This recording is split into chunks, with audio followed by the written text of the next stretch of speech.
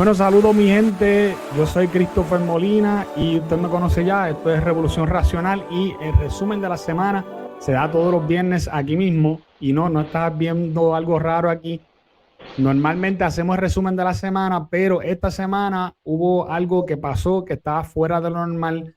Tuvimos que hacer algo distinto. Esto es una edición especial solamente para ustedes, donde vamos a estar hablando acerca del juicio de Donald Trump. Acaba de ocurrir anoche mismo algo que no se esperaba, algo que quizás ha conmovido a mucha gente porque no tiene precedente en la historia de Estados Unidos.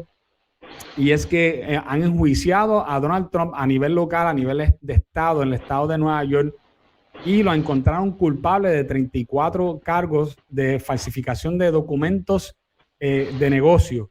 Esto tiene una ramificación, hay mucha gente hablando acerca de cosas pero esto tiene que creer en la ley, que si la Constitución, hay personas hablando de que hay 12 personas que estuvieron en el jurado, que ellos pues son los que tienen que determinar esto.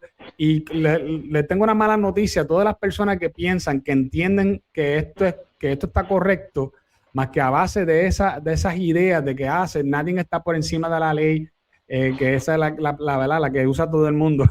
Y si le añadimos a eso de que hubo un jurado, yo le tengo mala noticia, esto no tiene nada que ver ni con uno ni con el otro. Obviamente nadie está por encima de la ley, pero hay mucho más envuelto que lo que usted está pensando. Y me acompaña como siempre Luis Vega. Luis, date un saludito por ahí. Saludos a todos, buenas noches al licenciado, buenas noches Chris, y aquí estamos.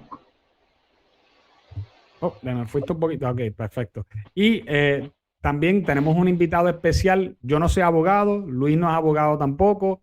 Y para hablar de cosas de leyes, que yo no quiero pecar de decir cosas que yo no entiendo, o quizás de tratar de analizar algo de lo cual yo no tengo la capacidad para analizar, más allá de yo solamente leer algo. Yo quise traer a alguien que entiende ese asunto, entiende las leyes y que nos podría ayudar a analizar eso. Y esa persona es el licenciado Michael Corona. Michael, muchas gracias por estar con nosotros en esta tarde. Gracias a ti por invitarme a tu programa Revolución Racional. Saludos aquí y saludos a Luis Vega, que también lo estoy conociendo en este momento. Un placer estar aquí con las personas que nos ven y nos escuchan. Perfecto, perfecto. Entonces, déjame ver, que tengo un poquito.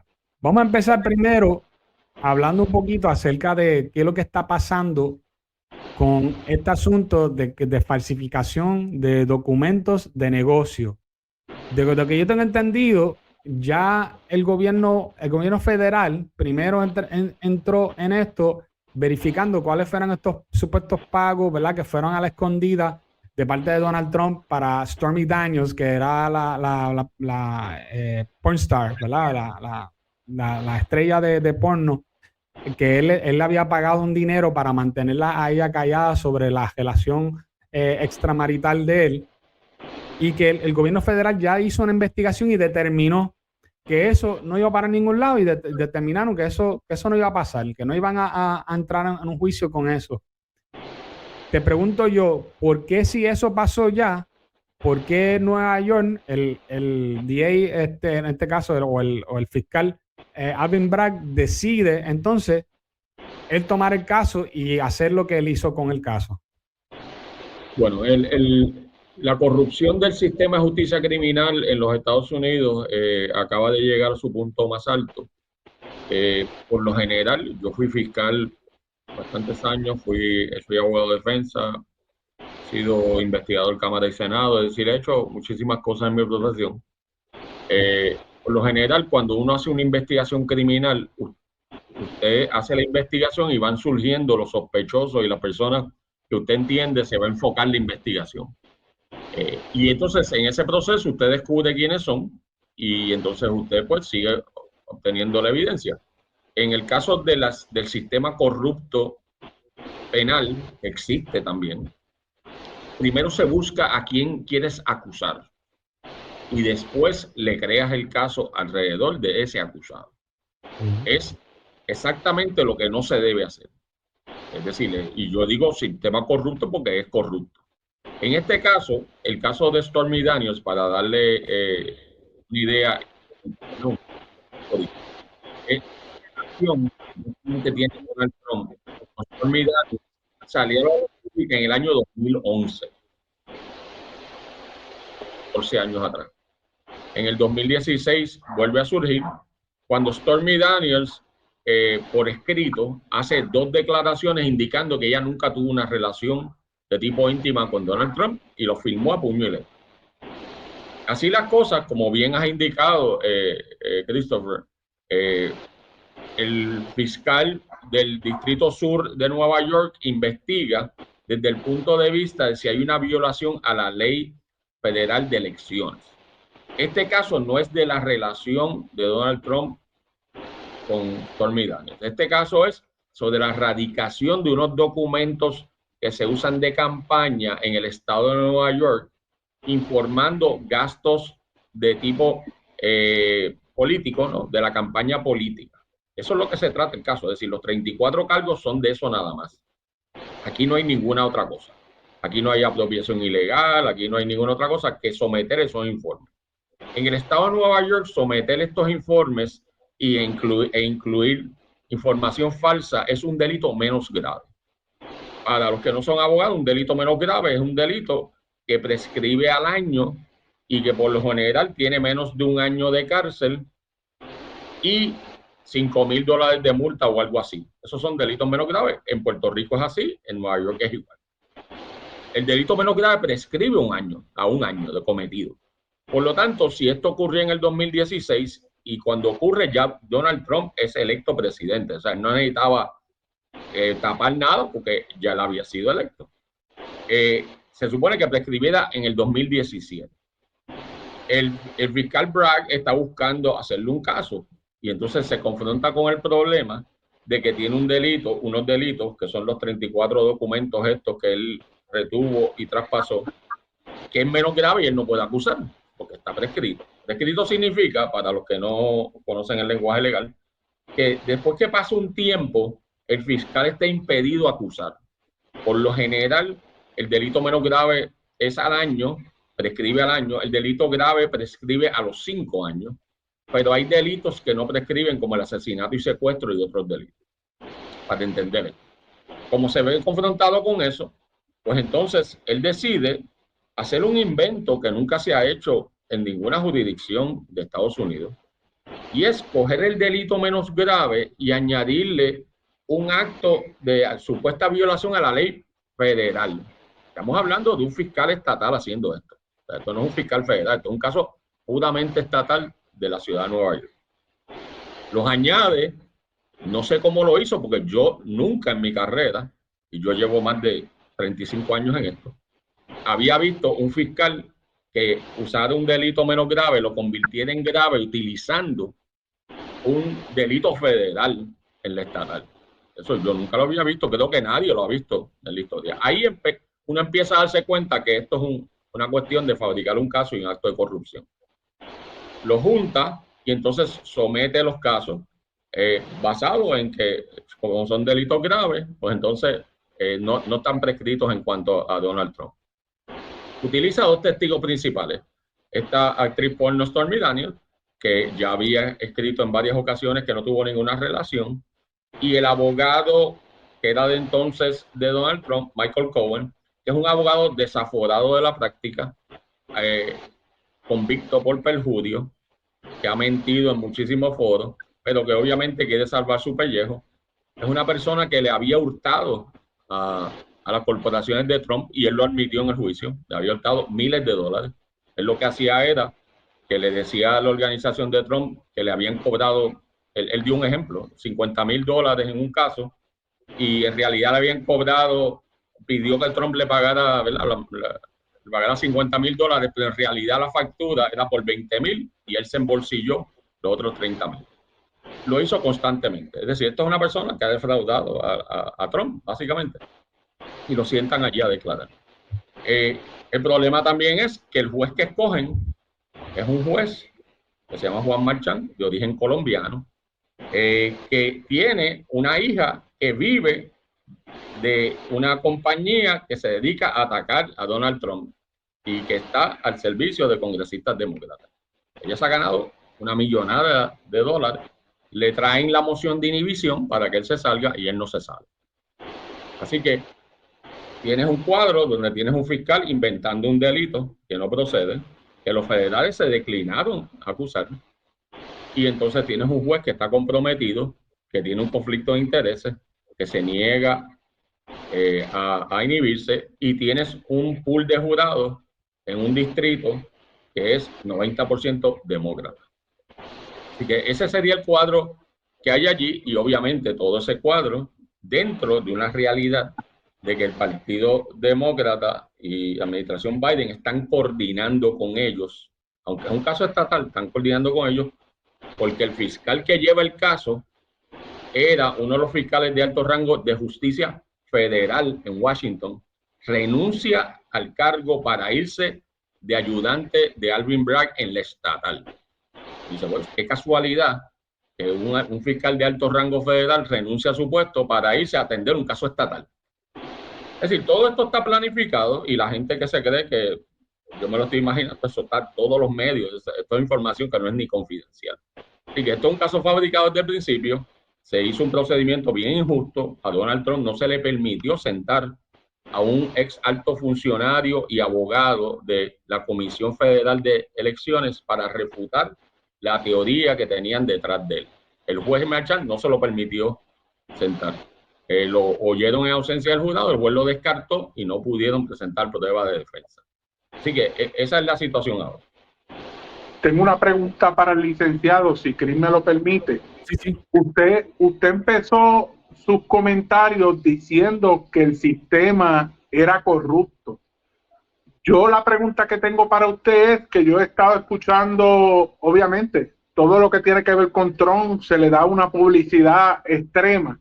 Y he estado escuchando otros abogados que ellos dicen todo lo contrario, que esto es una táctica de Trump, tratar de minar lo que es el sistema judicial, que el sistema judicial es excelente y que tirar tierra sobre el sistema es totalmente erróneo. ¿En qué usted se basa para decir que el sistema judicial está podrido, siendo usted abogado y habiendo una contradicción en todo lo que he escuchado en otros abogados que da la casualidad que son liberales? Yo no estoy hablando del sistema corrupto de otro sitio que no sea la ciudad de Nueva York. Déjame aclarar eso primero. En segundo lugar, yo quiero que cualquiera de esos abogados me diga, cualquier abogado que tengan la experiencia, ya sea como fiscales, abogados de defensa en el campo criminal. Porque Puerto Rico es muy dado a tener abogados que nunca han visto un caso en su vida, ni civil ni criminal, ponerse a analizar cosas sin saber. Y muchos abogados analizan cosas, por ejemplo, en la federal. Yo soy un litigante de la federal y estoy admitido allí desde 1986, y yo conozco el sistema criminal federal también, y veo en la televisión muchos abogados que nunca han visto un caso, que no han pisado un tribunal federal y están hablando como si ellos supieran lo que está pasando. Pero yo reto a todos esos abogados, ya sea abogados que tienen experiencia criminal o cualquier otra experiencia, que me digan un solo caso donde se ha utilizado un delito menos grave estatal, lo han juntado con una disposición de un delito federal aquí en Puerto Rico, que me digan si se conocen un caso, y lo han convertido en grave para someterlo contra una persona. Y específicamente delitos que sean de informes financieros en campañas políticas, porque eso es lo que trata aquí. Mire lo que pasa aquí. Esta es la controversia, y es bien sencillo. No, y está interesante que usted nos trae un punto que a nivel mediático no se está trabajando, porque yo he escuchado varios abogados y ninguno ha tocado este tema que usted acaba de tocar, de que un delito menos grave le dieron la vuelta para convertirlo en un delito grave. Así que está interesante el punto. Y entonces, señor Vega, le digo lo siguiente, además de eso. Mire la controversia, esta es la controversia del caso. El fiscal acusa porque Donald Trump no pone el supuesto pago a esta mujer El pago lo hace el abogado Michael Cohen en la cuenta bancaria de Michael Cohen. Es decir, no es un pago de Donald Trump a esta persona. El pago se hace y se clasifica desde un punto de vista, ¿verdad?, de auditoría, lo clasifica como un gasto legal. Trump lo clasifica como, la gente de Trump lo clasifica como un gasto legal. Y existe lo que se llama un Non-Disclosure Agreement. Es bien común en el campo civil, tanto en Puerto Rico como en Estados Unidos. Es un Non-Disclosure una Agreement. NDA, una NDA. Es un Non-Disclosure Agreement para que los que no entienden esto. Es un acuerdo privado que se hace en un caso civil, no criminal. Civil es litigación de dinero, donde usted dice, vamos a archivar el caso, pero este es el acuerdo, pero yo no quiero que salga a la luz pública lo que dice. Eso es un NDA. Se usa todos los días en los tribunales de Puerto Rico, se usa todos los días en los tribunales de los Estados Unidos. Y la gente de auditoría de Trump lo clasifica como un gasto legal, no un gasto de campaña. Entiendan eso. El fiscal Bragg acusa porque él entiende que al ponerlo como gasto así de tipo legal, debió haberlo puesto como gasto de contribución política. Mire cuál es el problema. Y en Puerto Rico las leyes son similares, son delitos menos graves casi todos. ¿Cuál es el problema? Si Trump llega a poner ese gasto como un gasto de campaña política, el fiscal tendría razón en acusarlo. Al no ponerlo y ponerlo como un gasto legal, que es lo que es, no hay razón para acusarlo. Quiere ver si usted ha escuchado a algún abogado de esto hablando de esto. Pues obviamente no lo han hecho porque no entran en el detalle. Así que el hecho de que Trump lo clasificó para fines contributivos o lo que fuera como un gasto de tipo legal es correcto porque es una gestión que hace su abogado, que hace un non-disclosure agreement con una persona para que no se demande y poder resolver el caso. Así que lo que hizo Trump está totalmente correcto. Es decir, desde el punto de vista legal, y no hay razón por la cual él debió haber puesto eso como un gasto de campaña. Recordemos una cosa. Paula Jones, cuando Bill Clinton fue presidente, Paula Jones alegaba que había sido amante de Bill Clinton. Bill Clinton le pagó $850,000 y Paula Jones sacó el cheque públicamente y dijo, a nombre de ella, y dijo, esto me pagaron para que yo no dijera una serie de cosas y yo no voy a decir nada. Nadie lo acusó a Bill Clinton por eso. Y tenía el mismo non-disclosure agreement, con excepción de que Paula Jones, en cambio, sacó el cheque y se lo enseñó a las cámaras. Este tipo de arreglos se hace constantemente. Lo que pasa es que si usted asume la doble vara de que la ley del embudo, el lado finito para ti, el lado gordo para mí, pues entonces se presta para este tipo de casos. Y eso es lo que ha pasado aquí. O sea, yo reto a cualquier abogado de Puerto Rico o de donde sea que me diga primero dónde se ha sometido un caso en Puerto Rico o en Estados Unidos, que busquen los 50 estados, donde un delito menos grave se convierte en grave por usar una ley federal primero.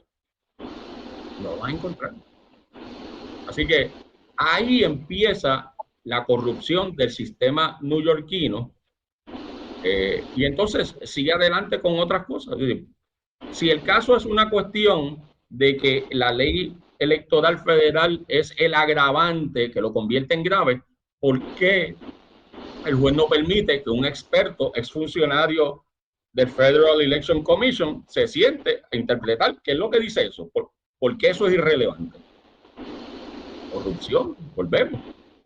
Entonces, estar regañando al acusado todo el tiempo frente al jurado, regañando al abogado, eso no es un proceso justo. Así que, dentro de toda esta realidad, el que ha litigado, y yo he litigado montones de asuntos civiles, criminales, administrativos, de todo tipo, he litigado como fiscal, he litigado como abogado de defensa, y es honesto intelectualmente, tiene que reconocer que esto no es un caso regular y no ser ingenuo y decir, mire, aquí, pues eso fue un jurado. No, porque hay tantas cosas envueltas en esto que el proceso no fue justo y hay que admitirlo, hay que ser justo. Y yo, todas las personas que yo veo que tienen conocimiento de derecho y que estén diciendo que esa convicción está bien hecha, yo no me fiaría de ellos para nada. Porque hay que ser honesto. Mira, el mismo CNN, que tiene un analista legal, ya expresó que esto fue una infamia. CNN, que es una estación demócrata. Si tienen esa honestidad de decirlo, abogados que se identifican con los demócratas, pues uno como abogado debe tener, porque esto no es ni debatible. Lo que yo estoy diciendo aquí no es ni controversial. Si tienen algo para refutar lo que yo acabo de decir, pues que lo digan. Perfecto. Déjame hacerte una pregunta. ¿Por qué entonces? Porque aquí hay mucha confusión con el asunto de que hubo 12 personas en el jurado que declararon que él era culpable. Obviamente, aparte del asunto de que Manhattan, que es donde ellos sacan su pool, ¿verdad? De personas que van a estar en el jurado, es más del 90% demócrata. Vamos a sacar eso un momentito para un lado para hacer un ejercicio. ¿Por qué encontrarían a Donald Trump culpable? Y si es que la forma en que fue hecho el caso era casi como que llevándola a esa conclusión, pero en realidad se suponía que ese caso no se hubiese dado. Mira a ver si me entiende. Sí, te entiendo. Pues vamos entonces a la realidad, porque está la realidad jurídica y está la realidad.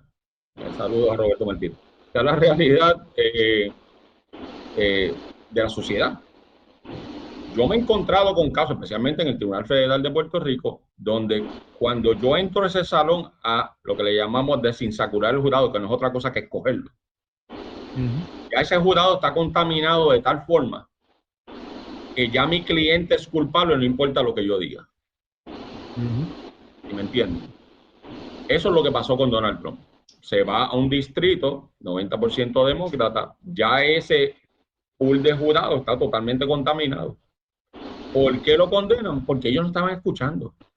Ya ellos habían hecho su mente, estaban parcializados. Y eso pasa. ¿Qué hizo los abogados de Trump conociendo esta realidad? Pidieron lo que le llaman un change of venue. Change of venue no es otra cosa de que tú pides, mire, aquí en Manhattan no lo podemos coger, pero podemos ir un poquito más arriba en el estado, en medio del estado, Syracuse o Albany o donde sea, en el estado de Nueva York, y allí van a estar menos contaminados, hay más diversidad política, y entonces podemos tener la posibilidad de un juicio justo. Pues obviamente la fiscalía se opuso, el juez lo denegó y se quedó el caso donde se quedó. Pero no podemos ser ingenuos ni ilusos. La propaganda mediática afecta a los jurados, porque ellos están viendo las noticias todos los días. Y no podemos decir que ellos están en un vacío, que ellos no tienen opinión, porque, por ejemplo, en Puerto Rico, en muchos de estos casos de corrupción pública, cuando esos candidatos jurados se sentaron allí, ellos han leído 15 artículos online sobre el acusado que ha filtrado la fiscalía. Vieron la conferencia de prensa del fiscal federal, por ejemplo, estoy dando un ejemplo. Y ellos dicen, pues, esta persona está frita ya. ¿Qué usted cree que ellos van a hacer en el juicio? Ellos le van a decir al abogado, mira, yo no sé nada del caso. Eso es lo que pasa, yo le estoy diciendo lo que está pasando prácticamente. Oye, ¿usted sabe algo de este caso? Porque uno tiene la oportunidad de desinsacurar al jurado, el abogado tiene la oportunidad de proponer preguntas, en el caso federal, que no nos dejan preguntar directo. En los casos estatales puedo preguntarle directo al jurado. Y yo le digo, ¿usted ha visto noticias de este caso? No, yo nunca lo he visto. O sea, que usted no sabe lo que te va a testificar. No, yo nunca lo he visto. La realidad es que ellos saben todo del caso porque lo han leído en todos lados. ¿Cómo uno puede controlar eso? Pues imposible. Uno tiene que, ¿verdad?, basarse en que las personas le están dando contestaciones veraces porque ellos están bajo juramento y uno debe pensar que están diciendo la verdad. Pero cuando usted le dice a y esta experiencia lo he tenido, no estoy hablando de un caso en particular, lo estoy diciendo porque pasa. Hay un 60 candidatos jurados en el salón y yo le pregunto, en un caso que se ha hablado, por ejemplo, en Puerto Rico, que todo el mundo lo conoce, ¿cuántos de ustedes han visto noticias? Y nadie levanta la mano. ¿Cuántos de ustedes han oído algo sobre estas acusaciones? Y nadie levanta las manos. Usted sabe que hay un problema. Con eso le contesto la pregunta. Ok. Pero, perdona, ¿verdad?, que yo insisto un poquito, porque es que hay mucha gente preguntando sobre este caso, el asunto específicamente del jurado. Como esto esta cuestión de falsificación de documentos de negocio, específicamente, se suponía que fueran delitos menos graves. La única cosa que lograron convertirlas como que en algo más grave, no sé, no entiendo bien cómo fue que lograron eso, pero lo lograron. Si venimos a ver el caso, es cierto, hasta cierto punto, ¿verdad? Y me escogí si estoy mal, que sí él cayó en eso, porque eso es tan fácil como quizás en un software de contabilidad, decir, ok, esto lo voy a clasificar de esta forma y ya.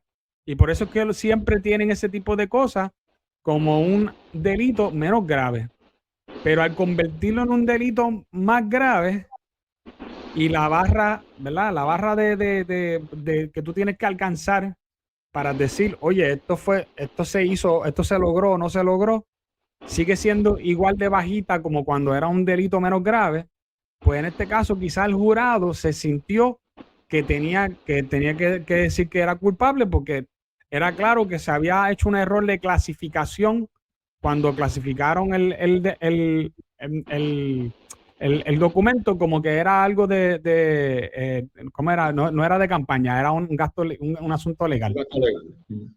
Bueno, yo te voy a decir una cosa. Estoy seguro que si buscas en los expedientes de Nueva York, no hay un solo caso como este en la historia judicial de Nueva York. Estamos hablando que se hicieron un invento. Si usted no lo entiende, que usted no es abogado, y yo que llevo 37 años en esto no lo entiendo, pues hay un problema. Hay un problema. O sea, están inventando. ¿Cómo hicieron ese invento? Yo no entiendo muy bien, pero yo le puedo explicar más o menos de lo que yo logré entender. Hay un delito menos grave que está prescrito, y yo digo que el acto tiene que ver con violación a la ley federal de elecciones. ¿Cómo uno empata eso con el otro para convertirlo en grave? Yo desconozco. Entonces sube la clasificación del delito de menos grave a grave. ¿Cómo se razonó eso desde el punto de vista jurídico? Yo no entiendo. Lo otro que nunca entendí es que el juez Marchand da una instrucción y dice, mire, después que usted entiende que le haya, ¿verdad?, el documento lo haya falsificado, ha puesto información falsa, usted no tiene que escoger cuál es el crimen que le cometió. O sea, que el crimen subyacente a la falsificación, usted no la tiene que establecer. Ustedes se pueden dividir 4-4-4, son 12, ¿verdad? Yo nunca había oído eso en mi vida.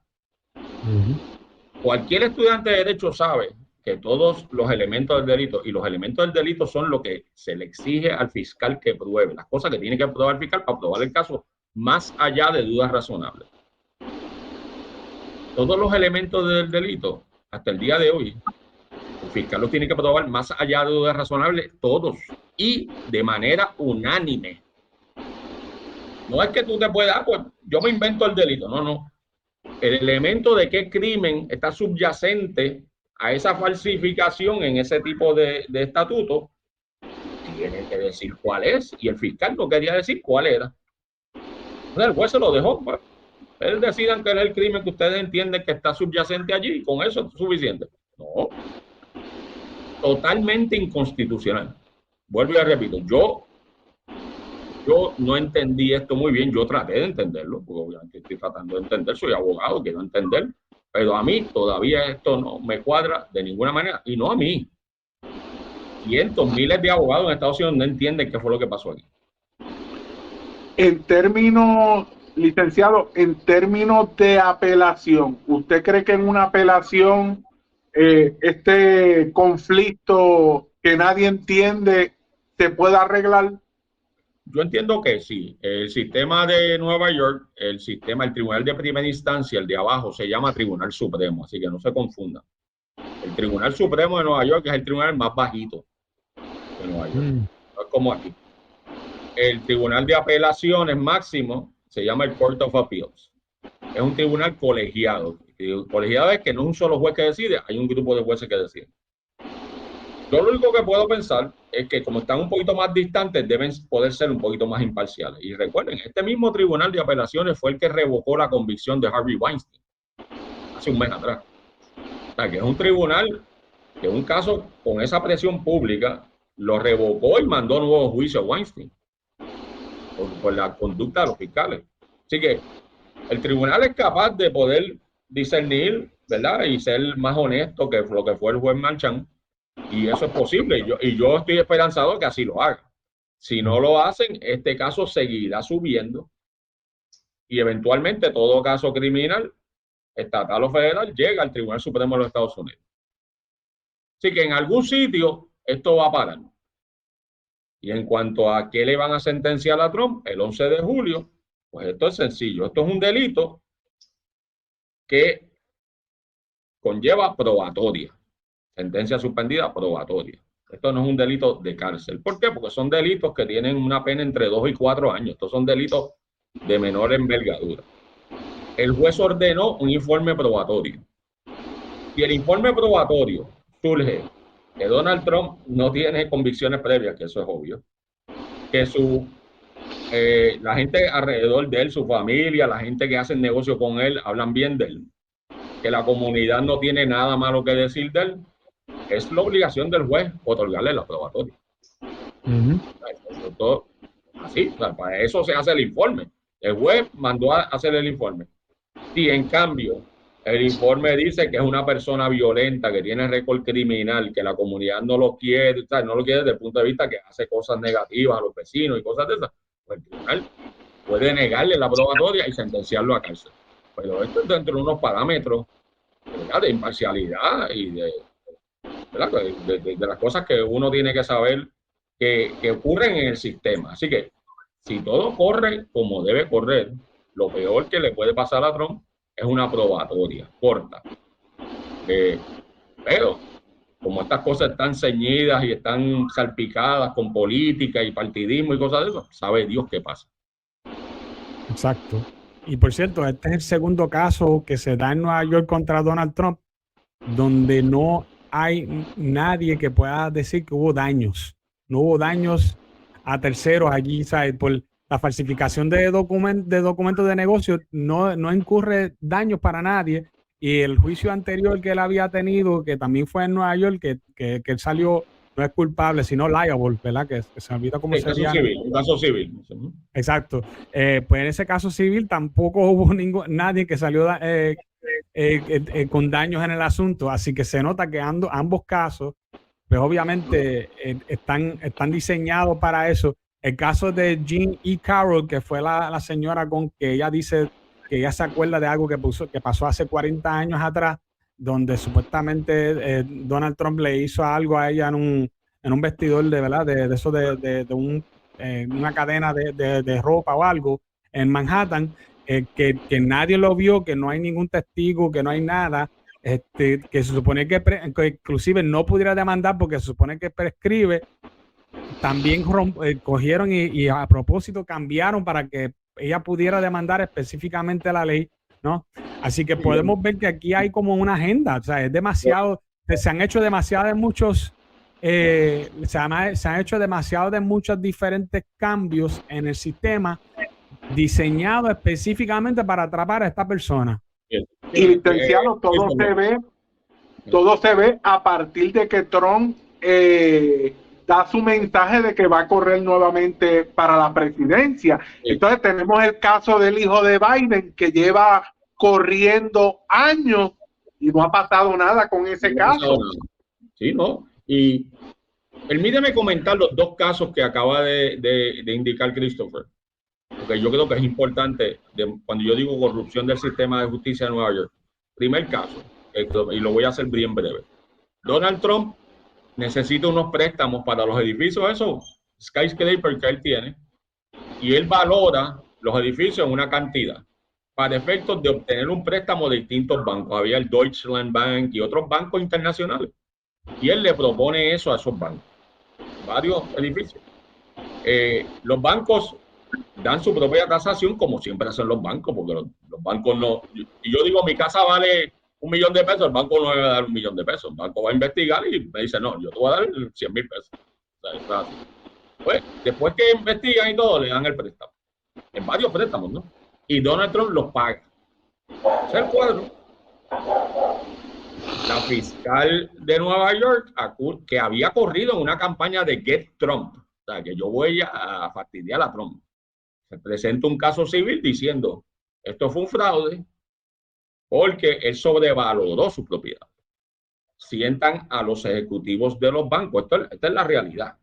Sientan a los ejecutivos del banco y le dicen, mire, usted le dio el préstamo, sí, y el valor, nosotros no tuvimos problema con el valor, y él ya nos pagó los préstamos, ya saldó, nosotros no tenemos nada que decir. Y viene el juez y condena a Trump a un montón de millones de dólares.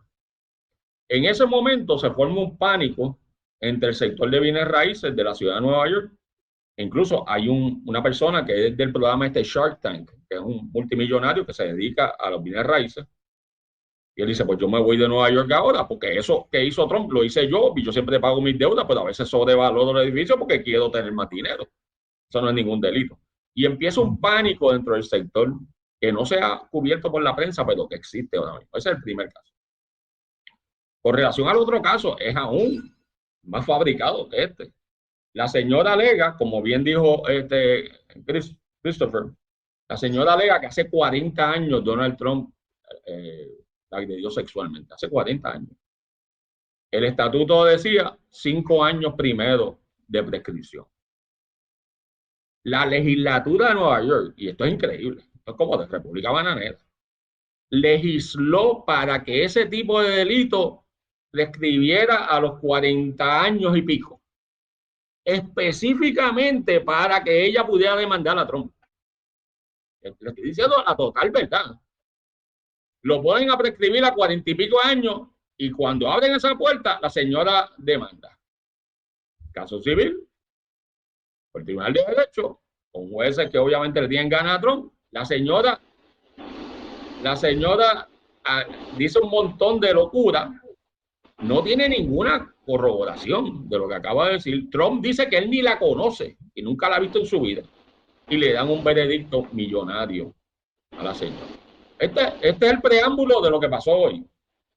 Con 3 ejemplos, yo creo que es suficiente para establecer que esto es un caso de persecución política y que Trump es un prisionero político. Es decir, yo creo que si ustedes han visto 3 casos más extraños que esto, pues me lo tienen que decir. Porque yo todavía no recuerdo a nadie que la legislatura haya cambiado una prescripción para que la persona pudiera demandar. Yo no conozco a nadie, eso nunca ha pasado en Puerto Rico ni en ningún sitio. Así que eso es lo que estamos hablando. No. Bueno, eso está bien feo. Hay algunas cositas más que yo vi aquí yo voy a sacar aquí algo que yo vi en Twitter, que yo encontré buenísimo. Un par de cosas aquí. Me van a tener que dar un momentito porque tengo que traducirlos aquí mentalmente. Esto fue de una cuenta que se llama Kanakoa the Great en Twitter, donde él saca esta información. Yo no sé si usted vio, licenciado, un artículo escrito por New York Mag, específicamente uno que se llama Intelligencer. Y ellos escribieron a una persona que se llama Eli Honig.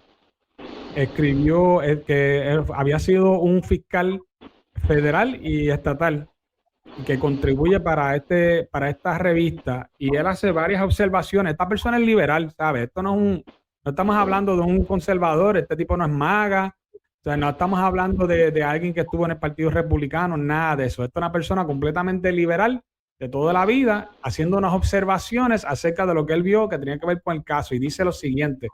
Una de las primeras cosas que él dice es que el juez había donado de su propio dinero, que había sido una cantidad pequeña, creo que fue $35, pero había hecho una campaña, y ya por eso, ya de por sí, por haber donado dinero a la campaña de Biden, ya eso supone que él lo eliminen como juez del caso. ¿Estás de acuerdo con eso, licenciado? De acuerdo, una vez sale eso, el juez viene en la obligación de inhibirse sin que se lo pidan. Se lo pidan, casos políticos, de que inhibir. Ok, también dice que Alvin Bragg, que es el fiscal del caso, cuando él estuvo haciendo campaña, que por cierto, la campaña de él fue financiada por Soros, para aquellas personas que no lo sabían. Eso es un hecho. Dice que él había dicho, mientras él estaba haciendo campaña, que él había demandado a Trump sobre 100 veces. Eso es correcto también. Wow, eso es sobre 100 veces él había, o sea, si hay alguna apariencia aquí de algún tipo de vendetta, yo creo que hay un patrón que está demasiado de claro, ¿no?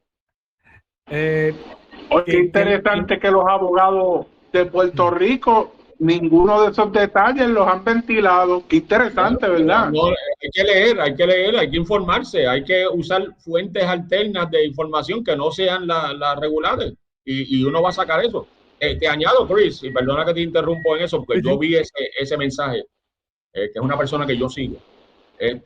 Yo vi ese mensaje, te añado a eso, la hija del juez tiene una compañía que ha recibido casi $100 millones de la delegación demócrata del Congreso, específicamente para estas campañas contra Trump. La hija del juez. Lo sacan y el juez se niega ni bien. Wow. Entonces, otra cosa que él dice es, por ejemplo, que el fiscal infló los cargos obviamente los pasó por encima de los límites que tenían, ¿verdad? De prescribir. Y la forma que lo hizo fue alegando que la falsificación de récords de negocio, ¿verdad? Fue cometido con la intención de cometer otro crimen. Con eso fue que él logró que eso se convirtiera de algo menor a algo mayor, ¿no? Crimen que no definió, porque nunca lo definió. Exacto. Eso es inaudito. Bueno, hay más cosas aquí, pero inclusive dice aquí que los fiscales de distrito de Manhattan, cuando se referían al caso de Trump, ellos le tenían un sobrenombre, decían que era un caso zombie. A ese nivel estaba la cosa, era el caso zombie. Es así.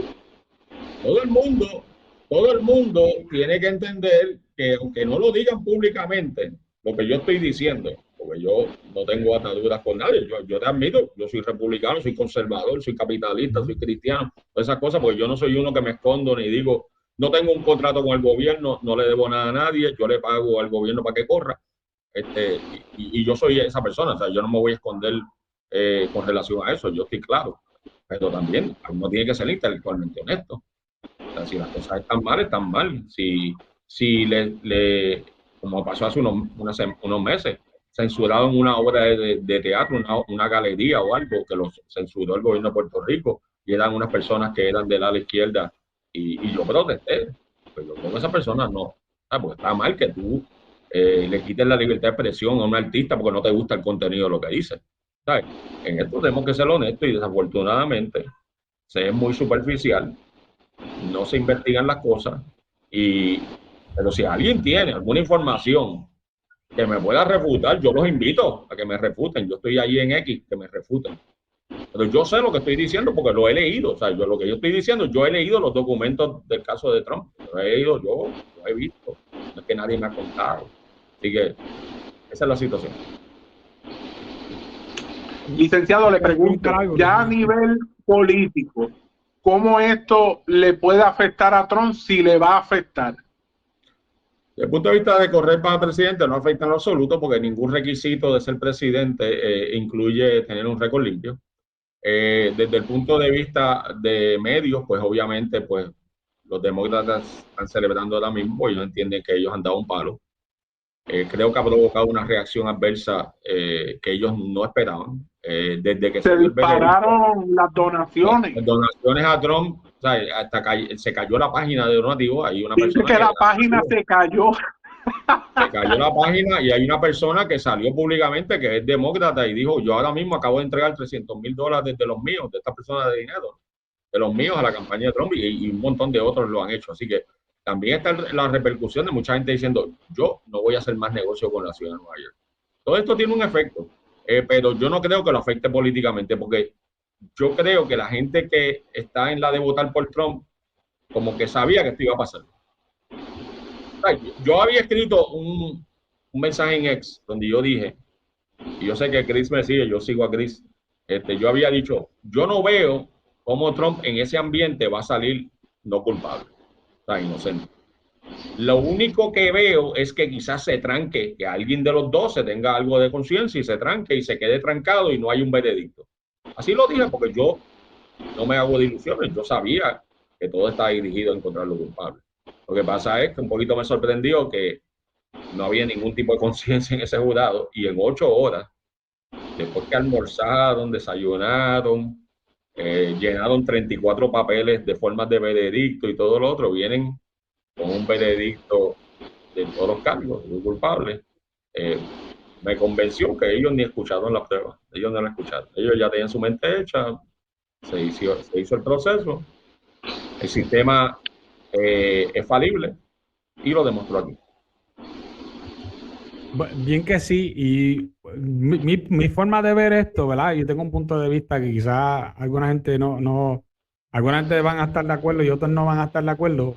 Licenciado, yo entiendo que la forma en que fue creado, ¿verdad? El sistema de gobierno de Estados Unidos es lo que le dicen en inglés checks and balances, ¿verdad? Sino que ahí se supone que todo sea balanceado y que normalmente, anteriormente, ¿verdad? Históricamente, pues tú no veías este tipo de cosas porque se sabía que si lo hacía un lado, pues el otro lado también lo iba a hacer. O sea, si los demócratas tratan de ir en contra de un republicano y por cualquier estupidez y tratar de hacer unos cargos ficticios y todos los inventos que han hecho con Trump, pues normalmente lo que pasaría es que hay unas repercusiones más luego, aunque sea.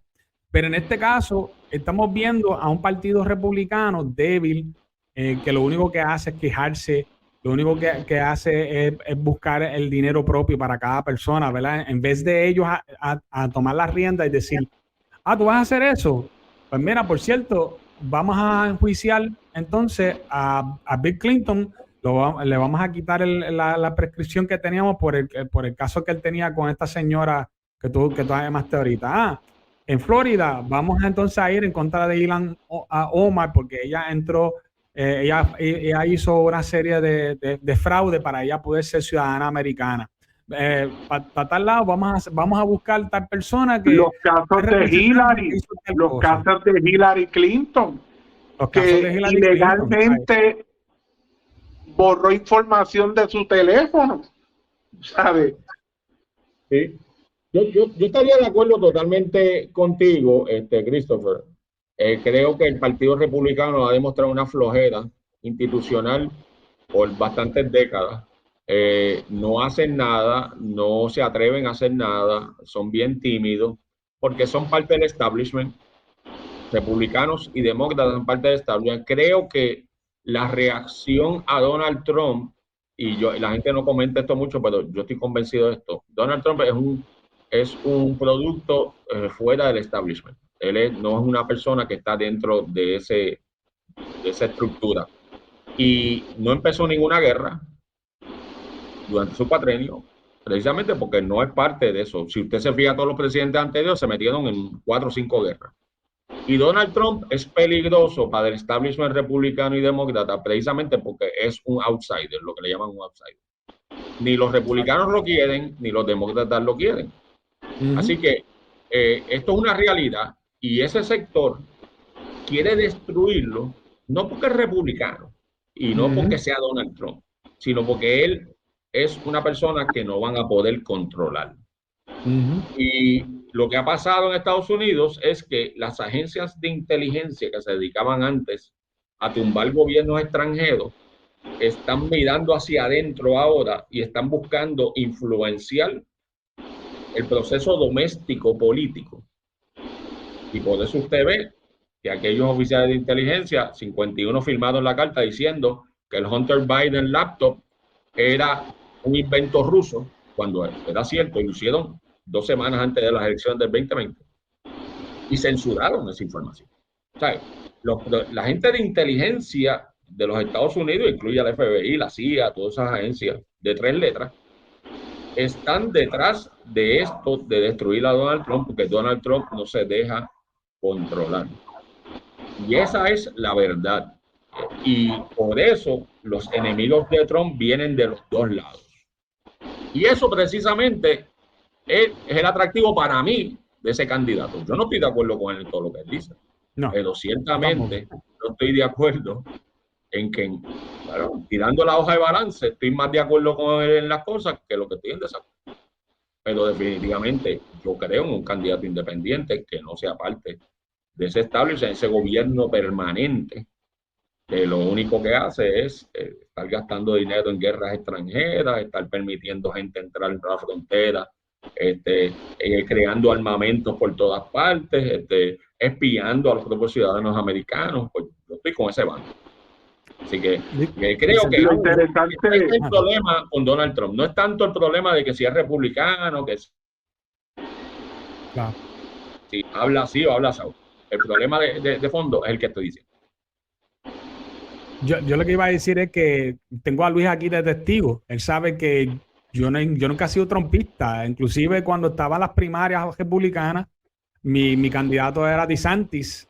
Y inclusive yo hasta cierto punto prefería a DeSantis o prefería inclusive a Ramaswamy, que yo creo que es un excelente candidato. Lo que pasa es que pues todavía está más jovencito y todavía le falta, pero tiene carisma y es increíble, sabe cómo hablar y sabe cómo con los medios y tranquilizar los medios con una facilidad increíble. Luis lo sabe porque Luis era trumpista desde antes y yo no.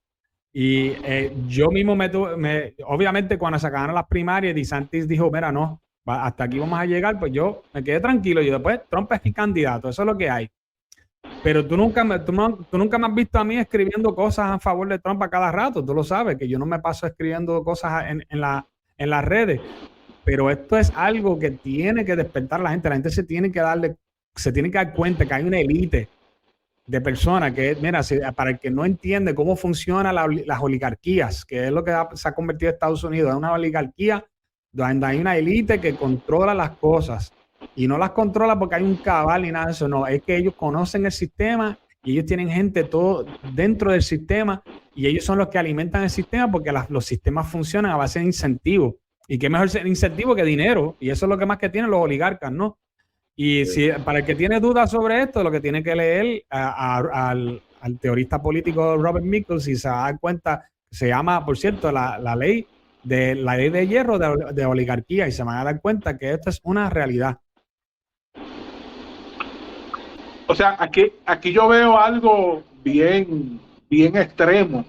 Aquí el sistema judicial de Nueva York se atrevió a enjuiciar a un expresidente precisamente sin que haya un daño colateral a nadie. Y aquí han habido presidentes en los Estados Unidos como los Bush que empezaron una guerra en Afganistán con la idea de que habían bombas masivas o bombas atómicas que nunca encontraron. Y allí destrozaron lugares enteros, niños murieron, viejos murieron, y así mismo ha sido, yo creo, en Estados Unidos como una gran nación, pero yo no soy ciego. Estados Unidos ha cometido a través de presidentes grandes atrocidades.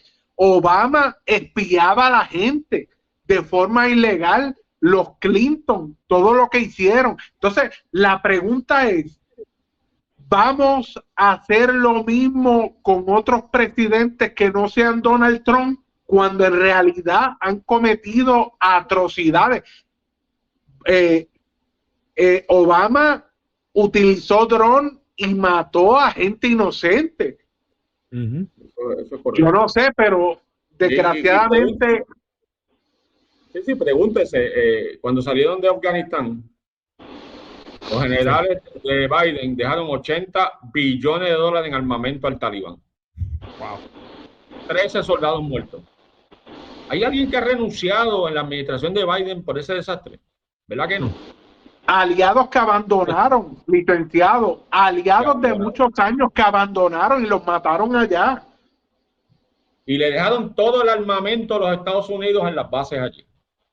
No hay ningún general que va a responder por estos $80 billones que se perdieron en el armamento. Nadie. Entonces estamos indignados porque hay unos papelitos de campaña de que si los llenó bien o los llenó mal. Exacto. Definitivamente ese es el caso. Y pues yo creo que ya por lo menos hemos llegado al meollo del asunto en el día de hoy. Le quiero dar las gracias al licenciado Corona. Me alegro que por fin podemos coordinar algo, porque yo te había buscado en otra ocasión para hacer otras cositas, pero parece que estabas ocupado. Qué bueno que podemos conseguirte en el día de hoy para hablar sobre esto. Sé que van a quedar como quiera gente con preguntas y dudas, y es porque, por lo que dijo el licenciado, que es que esto es algo tan novel, tan extraordinario, que deja inclusive hasta los mismos abogados como que, ¿de dónde salió esto, no? Sí, Así que tenemos que darnos cuenta que lo que está pasando aquí es algo completamente nuevo, algo que nunca había pasado anteriormente en la historia. Para aquellos otra vez, para los que no se dieron cuenta, el licenciado Corona lo dijo claro, esto no impide que Donald Trump sea el candidato por el Partido Republicano para presidente, no lo impide por si acaso. Porque hay personas que van a venir a decir que sí, no, que sí, no lo impide. Y eso ya yo lo he visto en un montón de sitios ya, en buenas fuentes, diciendo que no, que eso no lo impide. La idea detrás de esto, y hoy vi un tweet de parte del hijo de George Soros, que se llama Alex Soros, diciendo que la idea es que ahora siempre que hablen acerca de Trump, ellos puedan decir que él es un convicto. Y esto utilizarlo para lastimar su campaña y restarle credibilidad, obviamente, y hacerlo más vulnerable. Al contrario, yo creo que va a pasar. Mucha gente lo que están viendo es que hay persecución política y no, lo que van a hacer es que van a hacer un acto de rebeldía en el voto. Tengo entendido que se hizo ayer mismo o por la noche o esta mañana salió una nueva encuesta donde Trump ganó 6 puntos más de ventaja en las encuestas. Así que vamos a ver si esto sigue así de largo, porque todavía faltan más juicios. Todavía falta, creo que el de Georgia y uno federal, ¿no? Nos faltan 3, pero van a ser después de las elecciones.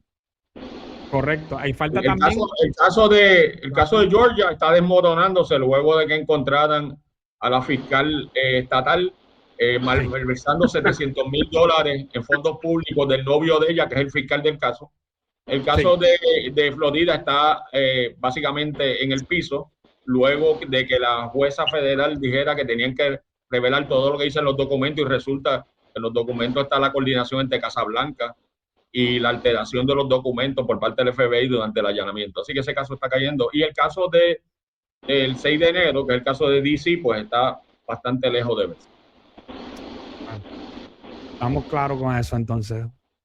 Luis, gracias también por estar siempre conmigo y gracias por esta situación. Luis, tú el domingo tú vas a estar con el periódico Metro, ¿no? En un análisis acerca de las primarias, ¿no?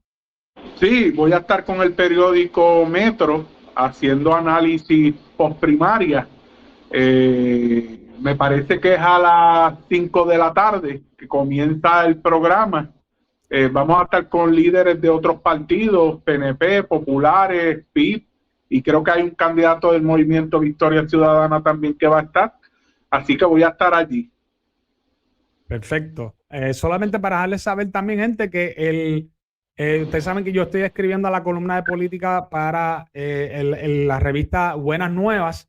Acaba de salir un artículo nuevo escrito por esta persona que está aquí, que se llama Empresarismo y Libertad Económica, una fórmula ganadora. Ahí van a ver unos datos que demuestran varias cosas, entre ellos que en Puerto Rico hay un incentivo hacia la política y hay un sistema de desincentivar, perdóname, el empresarismo. Léanlo, yo estoy seguro que les va a gustar, pero más importante, el que hable al pueblo y el que incentiva al pueblo a que vaya más hacia el incentivo de hacer dinero a través del empresarismo es el que puede más ganar las elecciones. La gente quiere tener la libertad de poder hacer sus negocios, manejar su propio dinero y que el gobierno no esté metido en todo lo que ellos hagan.